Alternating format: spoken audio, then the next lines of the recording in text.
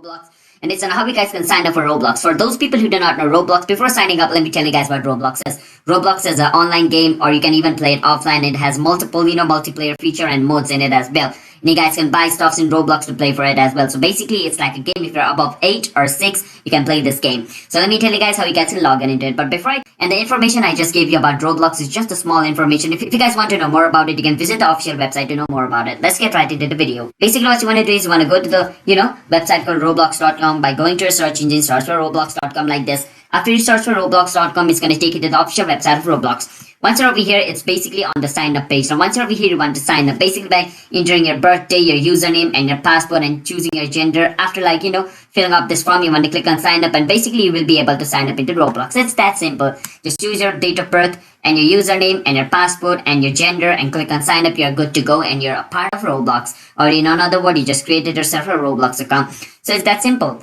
So hope you guys were able to understand the video on how you guys can sign up into Roblox. If you guys did, then be sure to hit the like and subscribe to our YouTube channel with notification on.